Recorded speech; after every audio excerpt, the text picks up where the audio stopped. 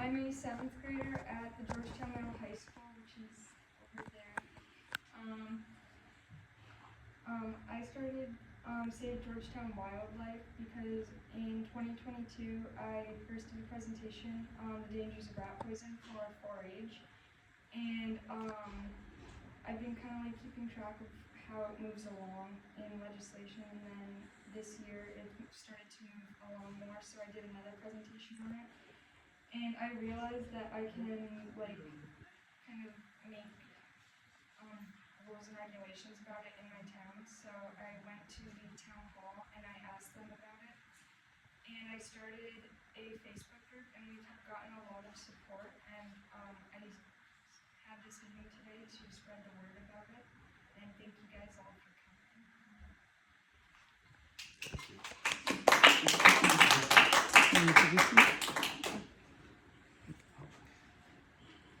All right, so good morning, everyone.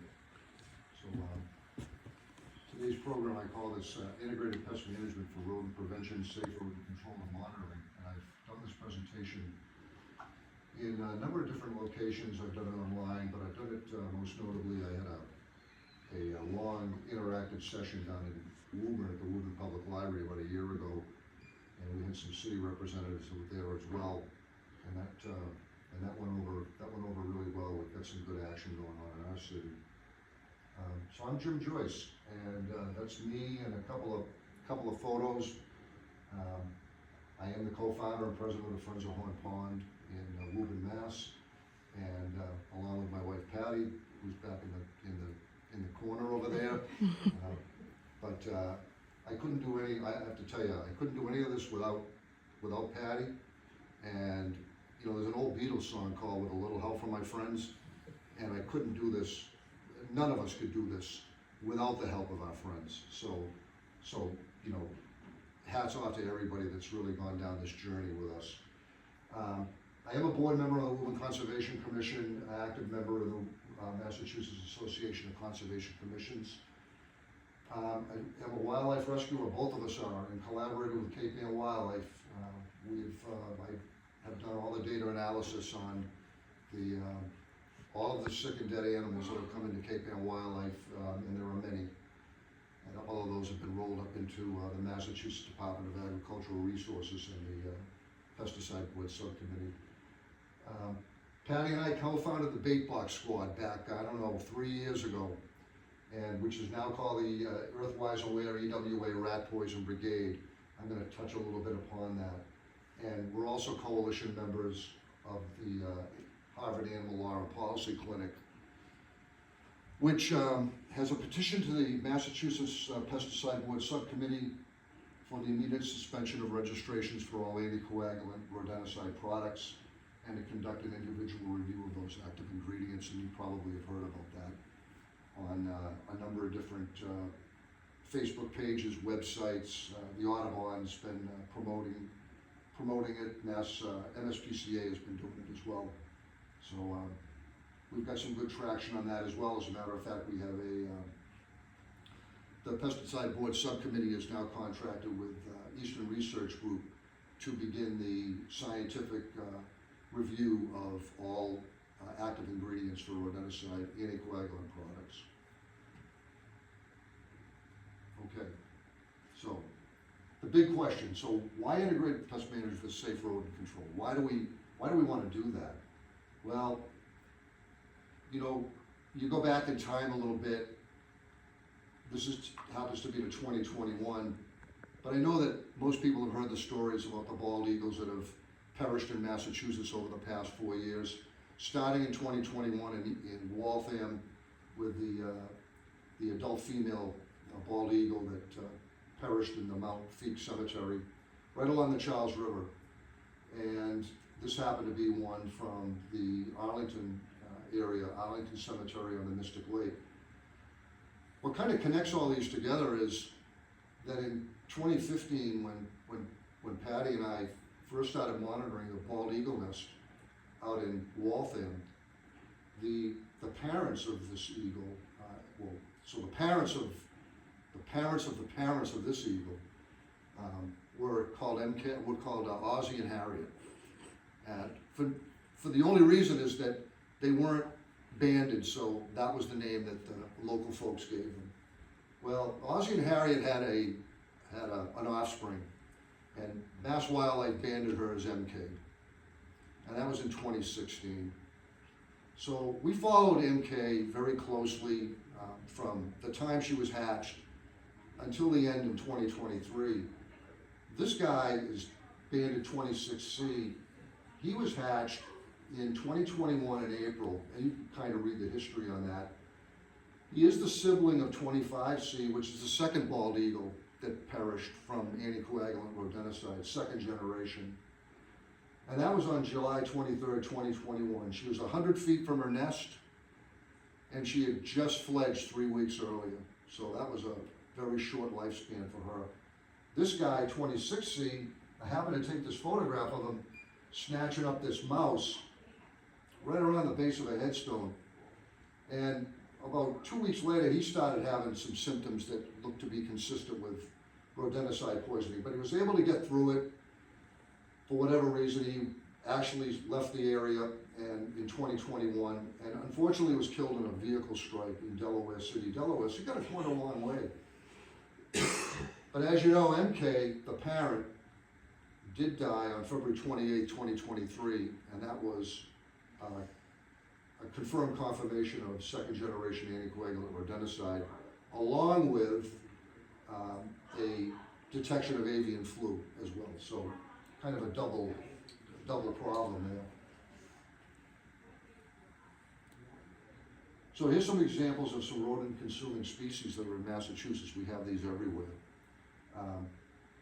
They're in no particular order. We happen to have some photos. I put this together, but we commonly see these. And I'm just going to throw out this question: How many rodents do you think that each one of these would eat in the course of a year or consume in the course of a year? Anybody have a guess? A lot. A lot. It's a lot. It's a lot. 2,000? Yeah. Each one? Each one. All right. 400? No. 1,000? A little higher. You had it right. 2,000? 2,000, you said? Anywhere between 1,500 and 2,000. And so, Wow. so each individual predator on that slide, including the eagle, because the eagles obviously do eat rodents. They're opportunists, they're scavengers, they love fish, but they will eat anything that comes along. They'll eat about 2,000 rodents per year, somewhere in there, give and take a little bit. The average lifespan is 15 years. Average lifetime consumption would be 30,000 rodents for each one.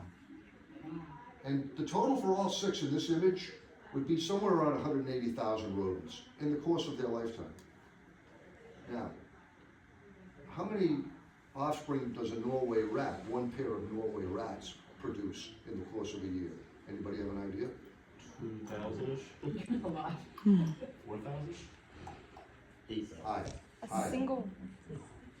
One pair of Norway rats results in, how many do you think in a year?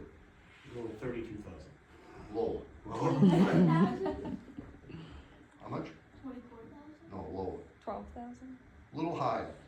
You want to see? 15,000. Sure.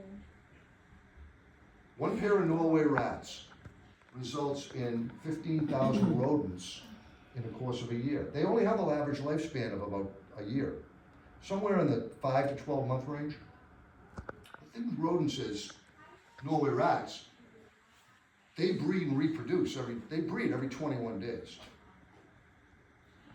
One pair, they breed every 21 days, and that gets to 15,000 if you extrapolate all that. A predator, such as a hawk or a fox or a coyote, how often do they breed in a year? They breed once. So a great horned owl, for instance, a pair of great horned owls breeds once a year. They have 3 chicks, and if they're all lucky, all 3 of them fledge, and now you've got other great horned owls that are now going out and eating 2,000 rodents a year. But the Norway rats reproduce. So the takeaway on this is that you can't, if you're gonna try to poison your way out of this, you can't poison your way out of this. And if the Norway rats far outbreed the predators, the natural predators, so we have to do everything possible. If we wanna stay away from the poison game, we have to do everything possible to protect the natural predators so that we don't have a situation where we're killing them off and now you're not naturally taking care of those rodents. All right? So what do rodents need to survive? So rodents are a mammal, highly intelligent. They've been around for 350 or 400 years. So they know how to survive. And they do it very well. They're very social. Once they kind of set up burrows in a particular area, they'll have their offspring. They will nurture those offspring. They will go out, they'll find other territories, but they look specifically for food, water, and shelter. And they're not anything unlike any other mammal. That's what they do. They have very distinctive tastes. They don't like to eat just anything. But what they really like to eat is food waste from what we put together in garbage cans. And so it's very important to make sure that our trash is well contained, because they're gonna go for that food before they ever go for anything that's in a bait station. And it's not me talking. That's what the New England Pest Management Association says. And this is the reason why it's extremely important to have proper waste management, sealed covers, dumpsters that are closed, they're clean, plugs are inserted in the bottom so the rodents can't go up, and that's what you have to do. The same thing with shelter. They're looking for shelter. They don't like the winter. Cold is bothersome to them, but they do like the warmer weather. In the winter, they're gonna look to burrow against foundations or where it's warm, and they're gonna look for entry points into your home or your business or wherever you're going, and they're gonna look for those entry points. So now, let me ask you this question. I have another question for you. How big of a diameter hole do you think it takes for a rat, a Norway rat, to get into your home or into your business? What diameter hole? Or the size of what do you think the size would be? 3/4 inch? A little smaller, maybe in terms of a coin. Think of it in terms quarter. of a coin. A quarter? A quarter. So a Norway rat can get into a hole the diameter of a quarter. And they're gonna look for any place that they can get into that, especially in the wintertime when they're looking for warmth, or if they know that there's food on the other side of that hole. Now a mouse, what do you think coin diameter of a mouse is, or what coin it would be for a mouse? A dime. A dime, absolutely. And those are kind of the things to go by. When you're looking around your foundations or a business or whatever openings there are, you look for those sizes. Look for these small size holes with trails that can go up the side of them. Those are kind of the rat or the mouse trails that go up into the holes. This is how you can find them. And look for that size, because mice will go into that size opening and rats will go into the quarter size opening. So it's very important that those are sealed up correctly. And you can do it yourself, you can do it with a pest applicator. It's very simple to do, but those holes have to be plugged up. Openings to your home have to be sealed. So we talk about integrated pest management. There's really 4 parts to it. Monitoring is twice. And it all starts with an assessment of your property or your business. Wherever you think you have a rodent problem or wherever you have rodent activity, you want to assess and monitor that rodent activity before you do anything. And if you hire a pest applicator, they should be doing that as well. You want to know if you've got a nuisance problem, a kind of maybe an acute problem or an infestation. And those 3 things are very important, because there's plans that can be put in place to address each one of those. And we should always be starting with the least intrusive or the least environmental impact as possible. when we're talking about rodent control. But it's based upon what type of activity you actually have. So now you want to prevent them, and we just talked about ways to prevent them, right? We want to use exclusion processes to keep them out of the home, or wherever you, whatever business it is, or whatever building it is. Second thing is, and waste management, as we talked about, is important. Treating and controlling is extremely important, because what do you want to use to treat them? And how do you want to control them?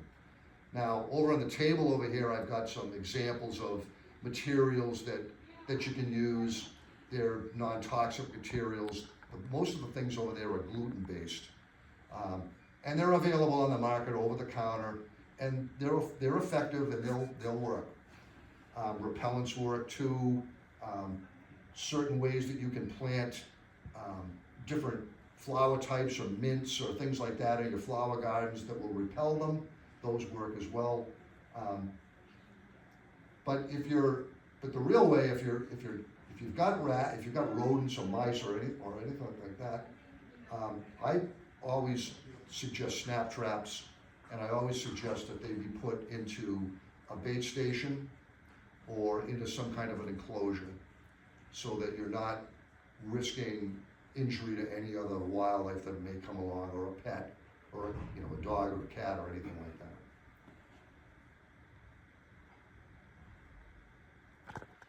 So here's my little funnel slide that I like to use. So this is integrated pest management for what we're talking about right here, safe prevention, and it really starts with the prevention mode, right? So we're here today, we're talking about, from an education standpoint, we're trying to get the message out, doing community outreach, education. We talk about exclusion, how do you seal up your homes, environmental, how do you use different environmental methods to do that. Waste management is always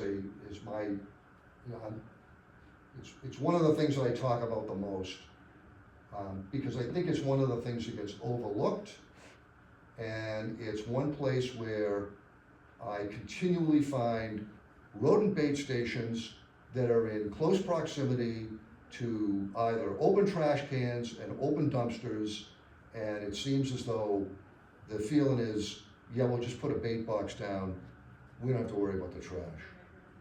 I can assure you that is not going to work. They will go for the trash. The other things, we talked about non-toxics. I talk a lot about CO2, whether it be dry ice or gas, especially effective for rodent burrows. When you have burrows in landscapes, when you have burrows along foundations, no matter what the building is, CO2, CO, and dry ice are being widely used now by applicators, municipalities, and they're going to that. It asphyxiates the rats or the mice, and if any of them come out of the burrows, you can get them with snap traps, or you can live trap them. Reproduction, so we talk a lot about this too. Reproduction is the rodent birth control that you hear about. The Evolve product from Sensitech, ContraPest is another one. Evolve has got a lot of traction lately because different municipalities, so for instance, Cambridge, Somerville, are using the Evolve product now, along with their other rodent control. Boston is starting to take a look at it. We're in Woburn, we're starting to take a look at it as well.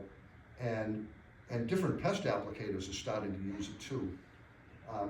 Rodents love it, and it works in 6 weeks. It will render the male and the female, Norway rat or mouse or whatever it is, it provides contraception, and they will not reproduce.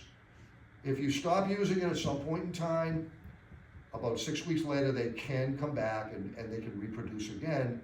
But remember, their life expectancy is only 5 months to a year.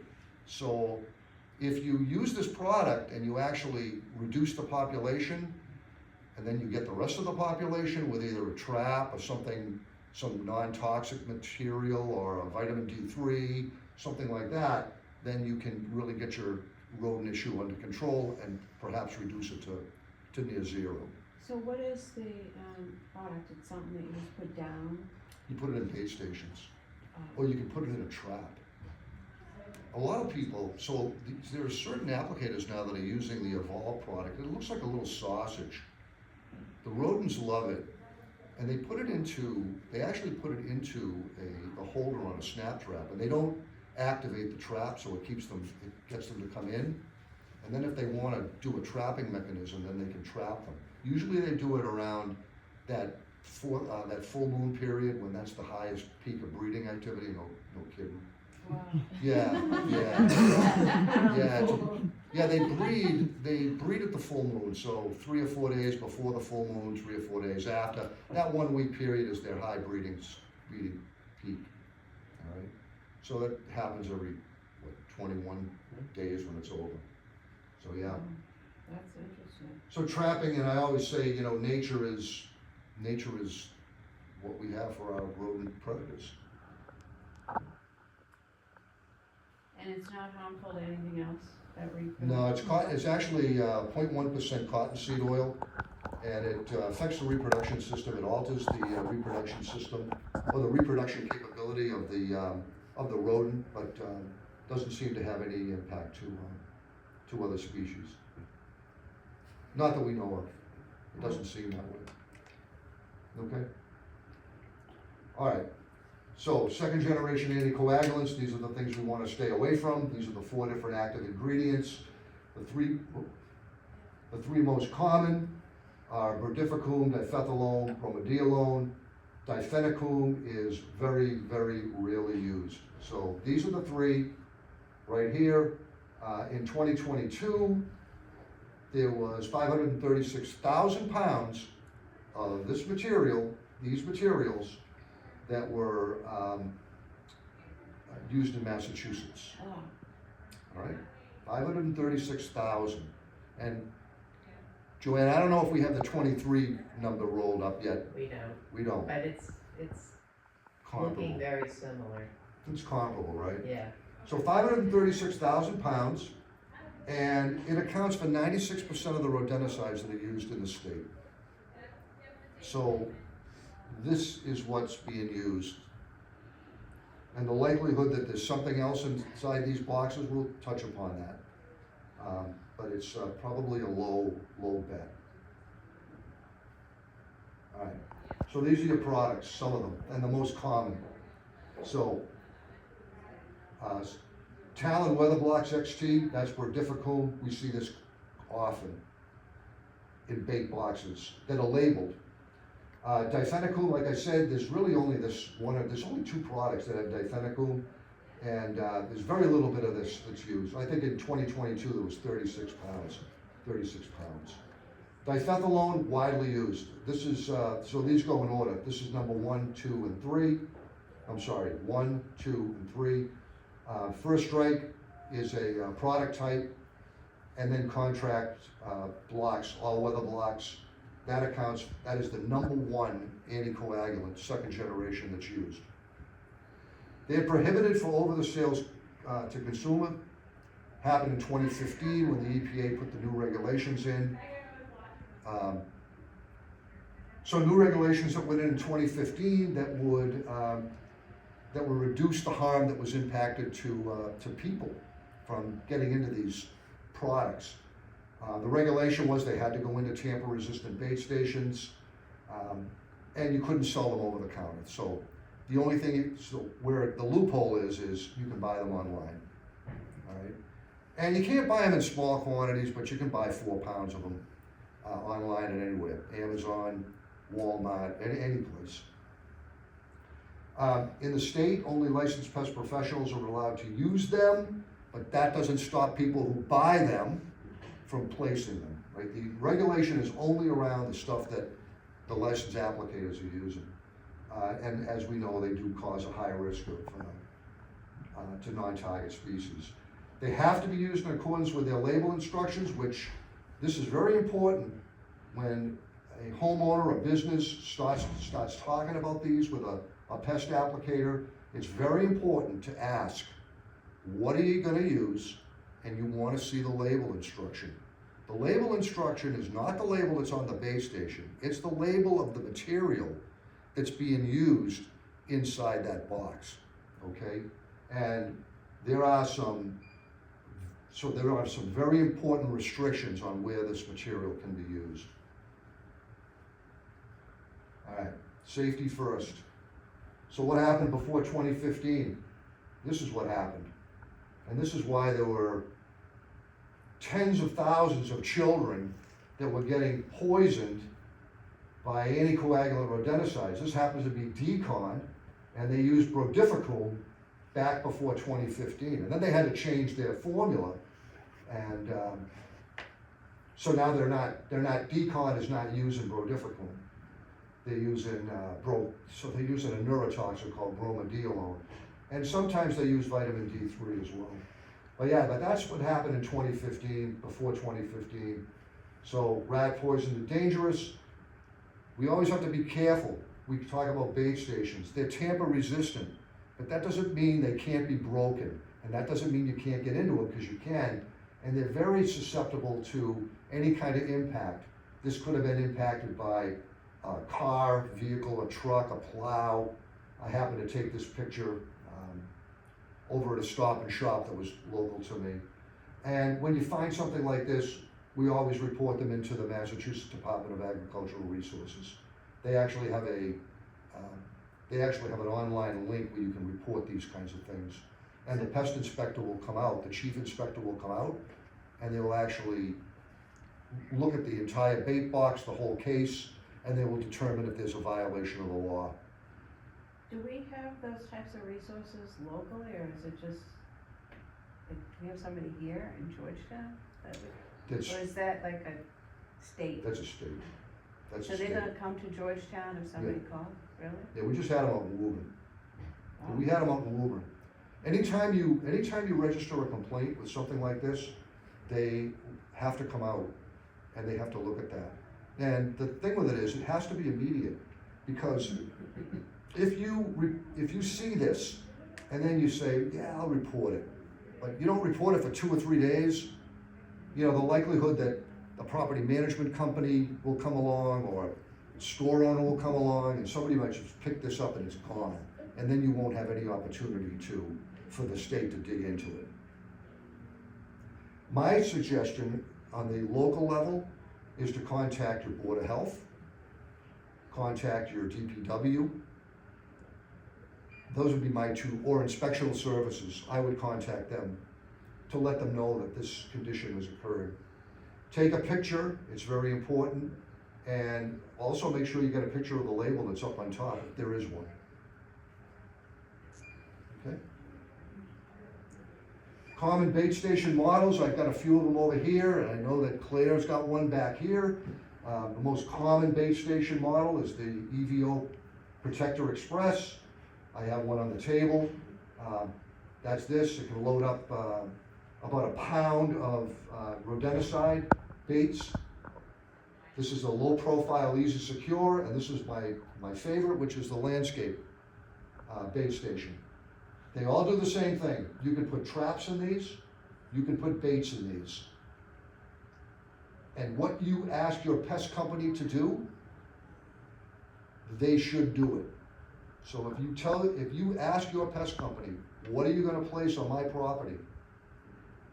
And I don't want you to use anticoagulant baits, I want you to use snap traps. Then they should be using snap traps, okay? Where do you find them? We find them everywhere. This happens to be on private property. I took some of these images. It was actually interesting. We had a red-tailed hawk over in Somerville, Cape Ann Wildlife got it. We took it up to Erin Hutchings up in Gloucester. Was being treated for rodenticide poisoning. Happened to die 6 days later, bled out and died.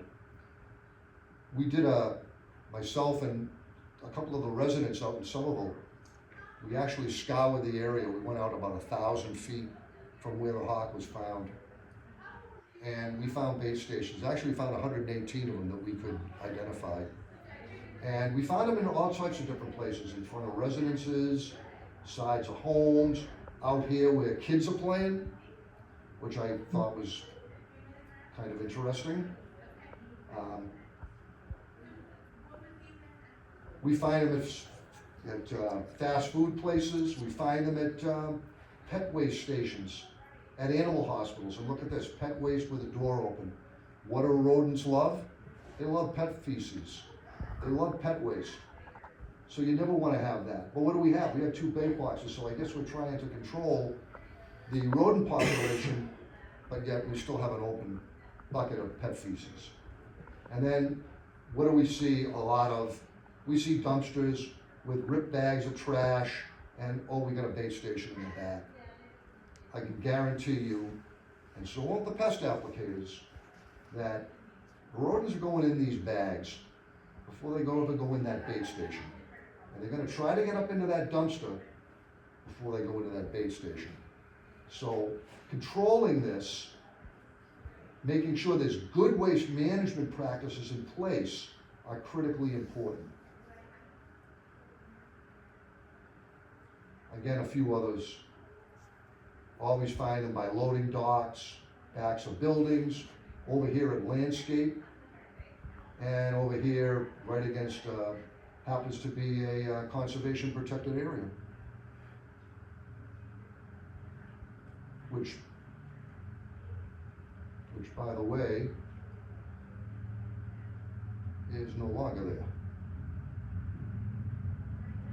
All right, bait station labels.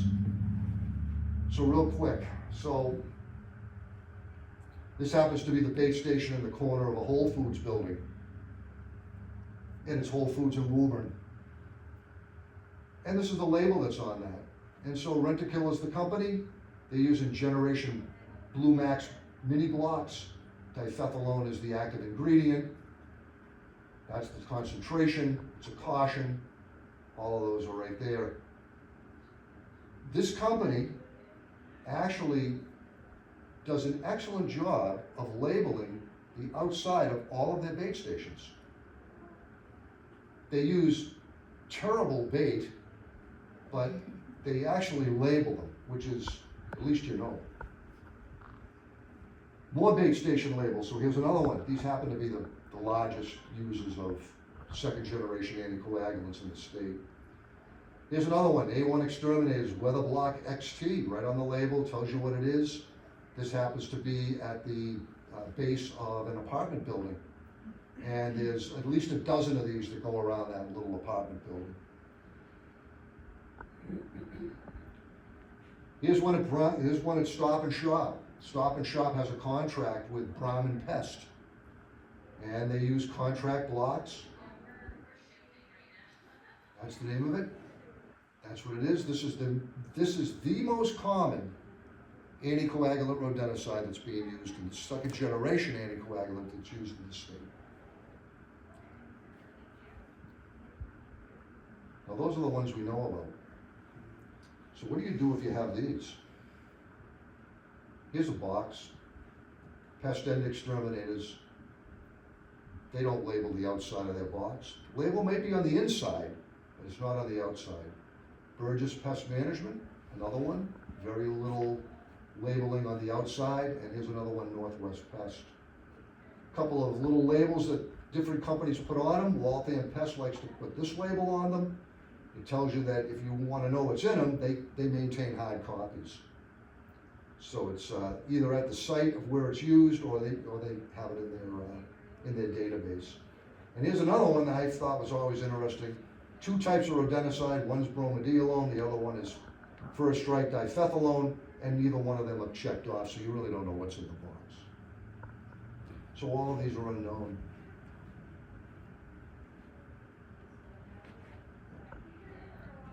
So what do we do with all this information? How do you make it work for you? So at the beginning I mentioned that Patty and I started up this bait box squad back about 3 years ago. And we did it for the first case that came into Cape Ann Wildlife that we were involved in, and it happened to be a barn owl that was near death from second generation anticoagulants. Went up to Gloucester, treated over a 1 month period. But in the meantime, we had gone out and we had gone down to where that barred owl was actually found. And we scoured the whole area. We did the same thing like I did in Somerville. We went out, we found, just take 1,000-foot area, we found dozens and dozens of bait stations, but we found some that were right within 50 yards of where that barred owl was found. So we started to roll all that information up, and we're doing our own mapping processes and with bait stations and where the particular, where the bird was found. We had all that. But in 2023, at the end of 2023, we partnered up with Earthwise Aware, and Earthwise Aware wanted to start up something like this on a citizen science project. And they wanted to make it so that it was open to the public, that anyone could be involved in this project. And it was really to identify three things. It was to identify where are the bait stations and what's being used, where are the sick and injured birds or animals, both birds and mammals, where was that occurring, and also where were the trash concerns. And so we did beta testing on the particular app for about 3 months, and then at the beginning of 2024, we launched it. And this is a recent map that we generated. This is just a recent map kind of blown out of this area. And all these concentrations where either we have bait stations or animals, and I don't have it broken out into which one is which, but you can kind of see where the concentrations are. And you've got them in pockets. So I know you just had an event up in North Andover, and we've got some activity up here in North Andover. We have a lot of activity up in Methuen. We have a lot of activity over here in Chelmsford and Haverhill. And of course down in the greater Boston area, up here in Peabody and Danvers, we've had a number of different animals and bait stations that are recorded. So this is what this app does. Now, like I said, it's open to anyone. And the data is open source, so you can use it for any municipality, whether you're trying to put a new policy in place, or you're trying to do education, or community outreach, or you just want to know, this app will really help you and do that. So it's on the Anecdata platform. There's a couple of QR codes down here that will bring you to that. And that's what this project does. And I would say for Georgetown, so I know Georgetown is somewhere right up in this area right here. We don't have any really recordings in Georgetown, but if you were to actually use this and you went out and you recorded, just go up to it with your phone, make the entry, it automatically logs the location, put your information in, you'd have points on this and you could actually bring them to your town to show them where the concentrations are and what's being used, if you know what's being used. And if it's not labeled and you don't know, well, that's good to know too, because that'll tell you that, hey, what's actually going on here, we really don't know. So the IPM approach, using safe materials, safe controls, will significantly reduce what happens here. And what we have going on here is these are all birds and animals that we've been involved with, Patty and I, and Cape Ann Wildlife and other folks that we work with.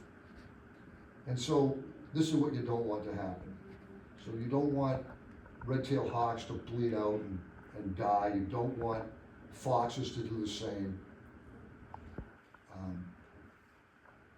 This is MK when she was rescued and she perished. This is a little screech owl that you'd never know that anything was wrong with that. Oops, sorry. You'd never know anything was wrong with this screech owl,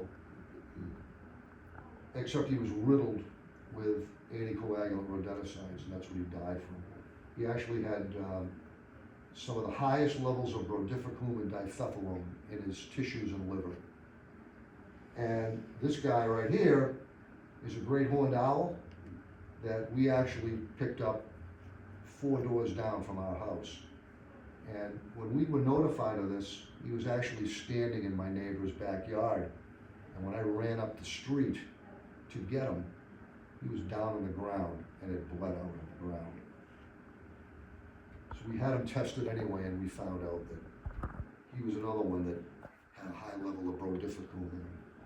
So, just about So done. who tests of KBN would have done that?